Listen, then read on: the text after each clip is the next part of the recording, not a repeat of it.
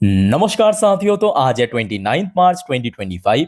तो दोस्तों रिसेंटली हमने देखा एफआईएस की एक बड़ा इन्फ्लो आने के बाद जैसे कि बाजार में बहुत बढ़िया रिकवरी हुआ मार्च के महीने पे। जैसे कि आप देख सकते हो एक महीने पे निफ्टी 50 जो है बॉटम से लेकर टॉप तक कैलकुलेट करें 7% से ज्यादा चल चुका है।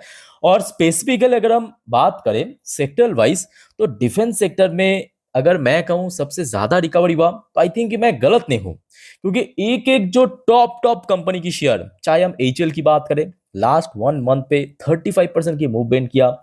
अगर हम बात करें बीडीएल की, लास्ट 1 मंथ पे 32% की रिकवर किया। अगर मैं बात करूं बेल की, अगर मैं बात करूं मझगांव डॉक की, अगर मैं बात करूं प्राइवेट फर्म जेनटेक की, या मैं बात करूं डेटा पैटर्न्स की जहां पे 40% की रिकवर हुआ।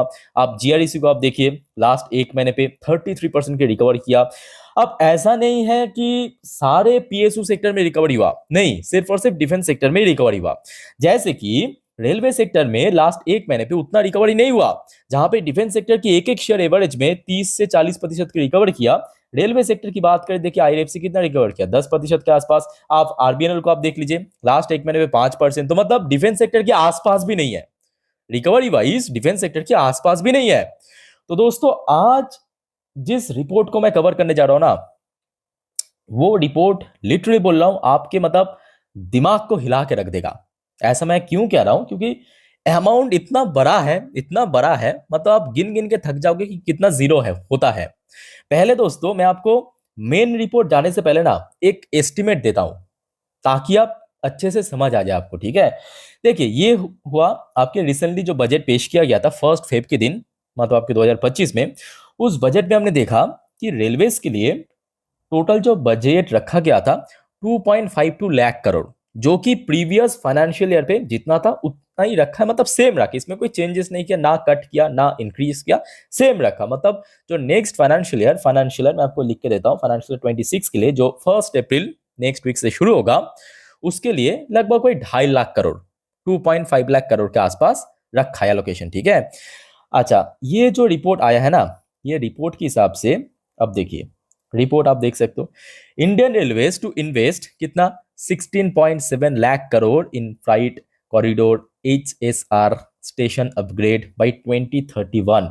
अब मैं आपको थोड़ा बताना चाहता हूं कि देखिए अभी चल रहा है आपका 2025, 2025 शुरू हो चुका है, तो मतलब 26, 27, 28, 29, 30, 31, 2025 से 6 साल बाद होगा 2031।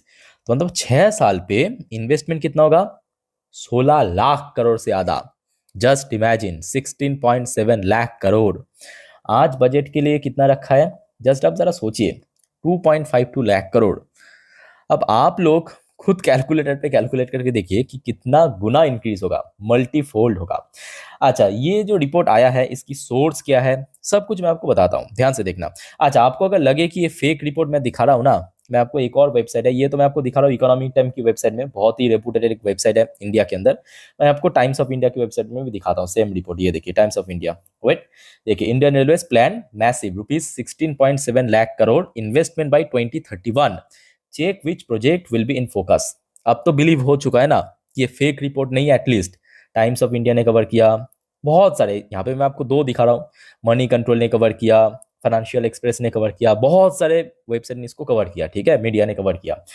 तो आप जरा सोचिए, मैं क्यों आप लोगों को बार बार कहता हूँ कि देखिए पेशेंस रखिए, पेशेंस रखिए।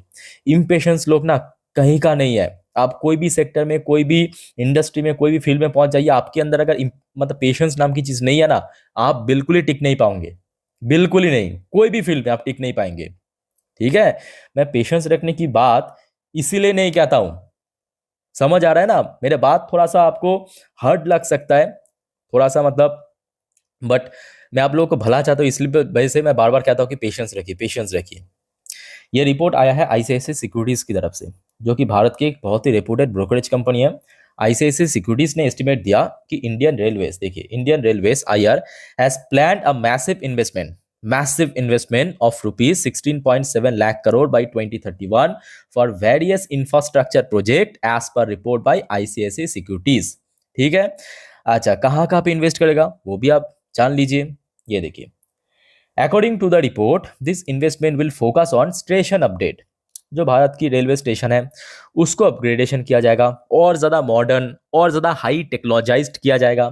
इसके अलावा देखिए फ्राइट कॉरिडोर हो गया, इसके अलावा हाई स्पीड रेल, जो कि मैं कहूँगा सबसे वाइटल प्रोजेक्ट है भारत सरकार का।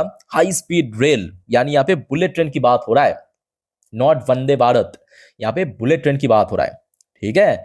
उसके बाद देखिए इलेक्ट्रिफिकेशन ऑफ ट्रैक, अब ये तो करना पड़ेगा, सिंपल बात है। जब बुलेट ट्रेन आप लॉन्च करोगे, बुलेट ट्रेन चलवाओगे ट्रैक में, तो उसको बिना इलेक्ट्रिफिकेशन किए कैसे होगा, है ना। तो ये तो उसके साथ ही जुड़ जाएगा।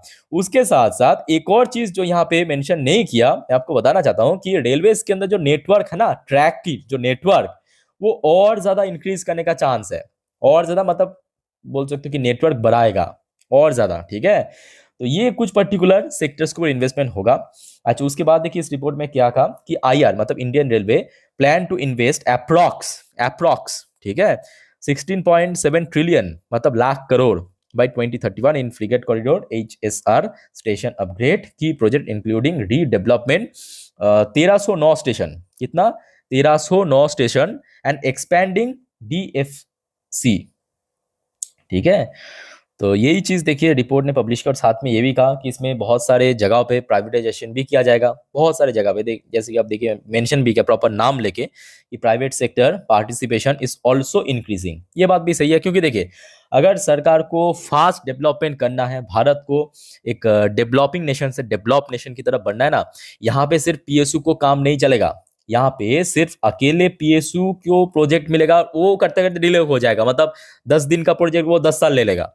ये हम सभी अच्छे से जानते हैं कि सरकारी काम कैसा होता है ना। तो वही बात है, यहाँ पे पीएसयू के साथ साथ जब प्राइवेट कंपनीज की पार्टिसिपेशन होगा ना, तब दोस्तों जो मैसिव डेवलपमेंट होगा वो काफी रिमार्केबल रहेगा, और ये होना भी चाहिए, और ये हर एक सेक्टर में मैं खुद चाहता हूं होना चाहिए, ना केवल रेलवेज के अंदर, डिफेंस में भी होना चाहिए, पावर सेक्टर में भी होना चाहिए, आपके रोड हाईवेज हर एक जगह पे दोस्तों होना चाहिए प्राइवेट सेक्टर की जो पार्टिसिपेशन, है ना। तो यहाँ पे आप देख सकते हो नाम लेके भी मेंशन किया, जैसे कि मतलब एग्जांपल के रूप में मेंशन किया कि देखिए कुछ major company just like Larsen and Toubro हो गया, securing significant contract for this project. Already हमने देखा कि लार्सन एंड टुब्रो को काफी बड़े बड़े प्रोजेक्ट भी मिला है रेलवेज की तरफ से, है ना। और ये तो ऑलराउंडर कंपनी है, हमारे एरोस्पेस में भी काम करता है, रेलवेज में भी काम करता है, डिफेंस हो गया, हाईवेज हो गया, कंस्ट्रक्शन इंफ्रास्ट्रक्चर, सारे सारे सारे सेक्टर में कंपनी काम करते हैं, ठीक है। तो ये रिपोर्ट दोस्तों बहुत ज्यादा रिसेंटली चर्चे में था, जो कि आपके साथ मैं शेयर किया।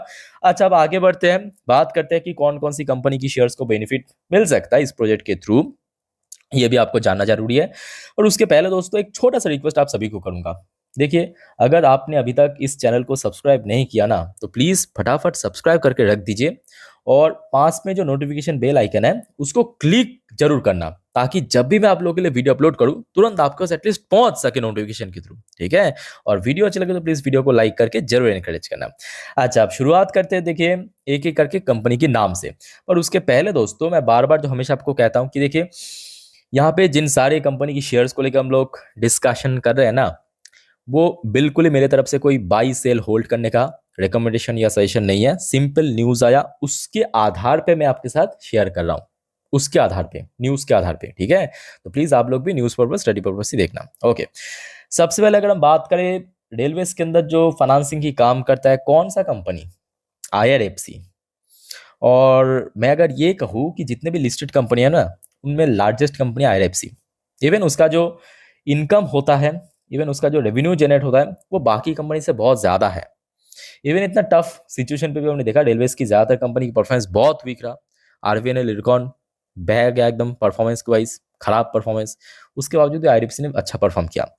IRFC की एक और खासियत है, IRFC की एक और खासियत ये है कि IRFC रिसेंटली जो अपने बिजनेस में ट्विस्ट किया है ना, मतलब IRFC अभी क्या करता है कि नॉर्मल रेलवेज के ऊपर तो काम करता ही है, उसके साथ साथ IRFC अभी पावर सेक्टर को भी फंडिंग करना शुरू किया, मतलब पावर कंपनीज को।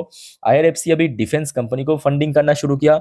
ऐसे और भी बहुत सारे कंपनी है जिसको फंडिंग कर रहा है। रिसेंटली रिपोर्ट के थ्रू मैं आपके साथ शेयर भी किया था, है ना, जिसके तहत कंपनी की जो व्यापार एक्सपेंशन वो और ज्यादा फास्ट पेस में इंक्रीज हो रहा है। तो इसको तो डेफिनेटली फायदा मिलेगा, क्योंकि पैसा तो मिलना ही, मतलब आप बोल सकते हो कि फंडिंग तो करना ही है ना। अच्छा, IRFC के अलावा मैं कहूंगा इस पर्टिकुलर फील्ड की बेताज बादशाह, चाहे मेट्रो की बात करें, एक्सप्रेस की बात करें, बुलेट की बात करें, काम दोस्तों आरबीएनएल सारे सेगमेंट के ऊपर कर रहा है। बट आरबीएनएल की बात ये कि Q3 की रिजल्ट या Q2 बहुत ज़्यादा वीक था, ये मैं मानता हूँ। अब देखिए कभी कभी हो जाता है, ठीक है, कंपनी वैसे बुरा नहीं है, वैल्यूएशन अच्छा है। आज बड़े कंपनी बन चुका है। लास्ट 5 साल की बात करें, शेयर कितना मैसिव रिटर्न दिया। बट हाँ, स्टिल शेयर जो है अपना ऑल टाइम हाई से काफ़ी नीचे है, तो इसको भी फायदा मिलेगा डेफिनेटली। बट हाँ, उसके लिए आपके अंदर ना उतना पेशेंस होना चाहिए। मैं बार बार कहता हूँ कि देखिए, हर बार करने वाले लोग, मैगी इन्वेस्टर, शॉर्ट टर्म वाले कहीं का नहीं है। आज इधर तो आज कल उधर, कल उधर तो परसों कोई तीसरी जगह पे, ये ऐसे ऐसे भटकता रहेगा, कोई जगह का नहीं है। तो बस पेशेंस रखना, इतना मैं आपको बार बार कहता हूं कि इंपेशेंस मत होना। खास करके अगर आपको भरोसा है ना, कोई भी कंपनी, एबीसीडी कोई भी कंपनी हो सकता है, पेशेंस रखिए बस। रेल टेल की बात करें, ये भी देखिए one of the finest company आज की डेट में, कवर्स टेक्नोलॉजी कोर कंपनी बेहतरीन काम कर रहा है। ये शेयर भी हमने देखा रिसेंटली थोड़ा सा रिकवर किया, बट स्टिल बहुत ज्यादा रिकवरी नहीं हुआ। ठीक है, ये शेयर भी हमने देखा लास्ट 5 साल की बात करें, ज्यादा पुराने लिस्टेड तो नहीं है, बट अच्छा रिटर्न दिया है। इसके अलावा देखिए बेनिफिट मिल सकता है आपको और भी बहुत सारे छोटे मोटे कंपनी, आपकी टीटागढ़ रेलवेज हो गया, बहुत गिर चुका है। जुपिटर वगॉन हो गया, इरकॉन इंटरनेशनल हो गया, one of the finest company अपने सेक्टर की। इसके अलावा ढेरों सारे कंपनी आपको दिख जाएगा। जस्ट लाइक मैं आपको एग्जांपल दे रहा हूँ, आपके टैक्समैको हो गया, आपके बीएमएल हो गया, आपके ओहो आईआरसीटीसी मोनोपोली कंपनी।